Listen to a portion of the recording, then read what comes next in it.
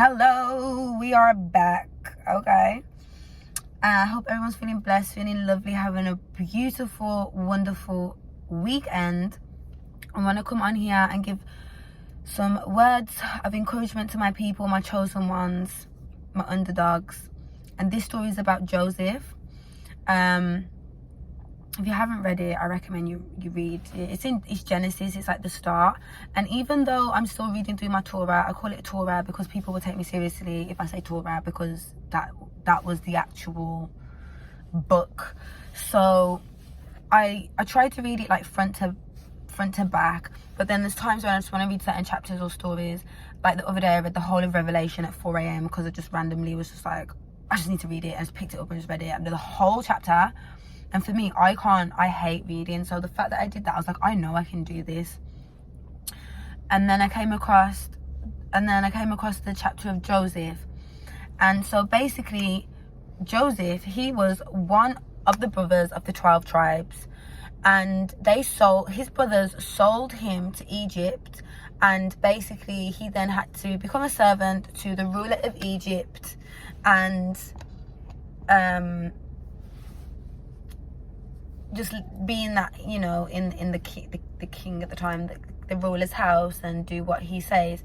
Long story short, the ruler imprisoned Joseph because the wife lied on Joseph's name and tried to say that he was trying to get with her, and that was a lie. So they imprisoned him. Long story short, then they imprisoned 2 other servants from the house. Them 2 other servants had dreams, and they came to Joseph because they didn't understand the meaning. And this is what I find funny. You can have a dream, you can have a vision, but the real gift, the real spiritual powers is being able to interpret that dream and know the meaning. Because if you don't, it's just a vision, it's just a dream. You don't know what the prophecy is. You don't know what you're supposed to be telling the people. So they came to Joseph and he told them the meaning of the dream.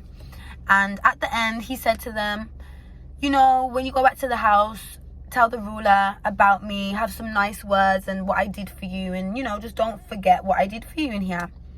They came out, they forgot about him. They did not tell the ruler anything about what Joseph did for them and how he told them the meaning of the dream.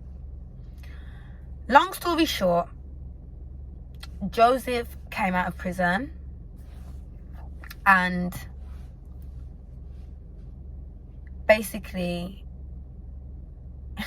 he came out of prison, and obviously he went back to the ruler's house. And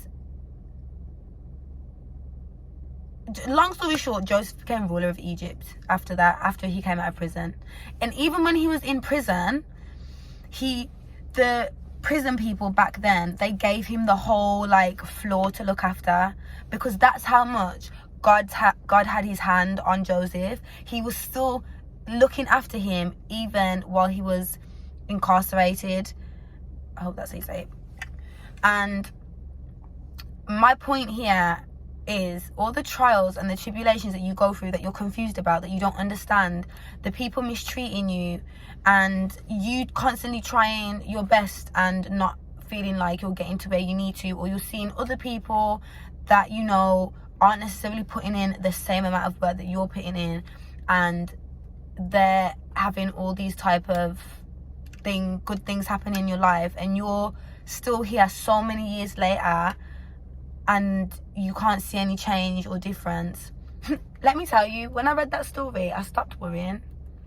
Because how can you go from your family selling you to a country, to you being a servant, to you being in prison, to being the ruler of Egypt, the ruler of the whole country, to the point where, you know, there was a situation where his brothers came back because there was famine and plague, and they had to get food, so they had to come to Egypt, and they couldn't tell Joseph was the ruler, and like Joseph was like, you know, bossing them around and and telling them, oh, you need to leave your one brother here and come bring you back your other brother. You see how the tables turn, and you see how when you're actually a child of God, a child of Christ, and your heart is pure, and you're trying to live in the spirit, and you're trying to be obedient, Jesus, Yeshua HaMashiach, will always have his hand on you. Nobody can not tell me that. And now, my whole life makes sense. And I understand why a lot of people say that God's children have the most traumatic upbringings in life. And now I get it. So I just wanted to come on here and say, even the people that didn't tell the ruler about Joseph and what he did for them, that literally happens in life. You open your heart, you wear your heart on your sleeve, and people will bite the hand that feeds them. You try to help them and do what others aren't doing for them, and they will forget you. But God never forgets you. God will not forget his children. That is why they are his children. So don't you worry, because I can feel it in my bones. Something is coming. God is preparing you. The blessing is already prepared. We got to have faith over fear here. Okay. And there's a verse, I think it's Genesis 39:21. Woo! Love that. I remember that. I can't remember the verse. But it basically says that the Lord had his hand over Joseph and showeth him mercy. And just believe that when you are a child of Christ, no one's touching you, no one's coming near you. You know, everything that happens in your life, God already allowed that to happen. It's a test. It's not about what you go through, it's about how you bounce back from it. So, and I have a favorite saying. What is it? What's the saying? The comeback is bigger than the setback. All right, and we just here living life with Jesus, with Yeshua. I'm a geek. Can y'all see?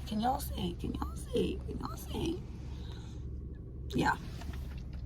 So I hope everybody takes this message, feels a little bit better. Stop putting so much pressure on yourself. Stop feeling like you're the problem. Stop feeling like you're not doing enough. Stop feeling like you're constantly just never going to be seen and you're going to be invisible. God wants you to be isolated so that when you pop out on that pop out season, they cannot miss you. They are not going to miss you. Okay. I hope everyone feels lovely and blessed. So happy to be back, growing, glowing, living with Christ. Have a lovely, lovely day. Mwah!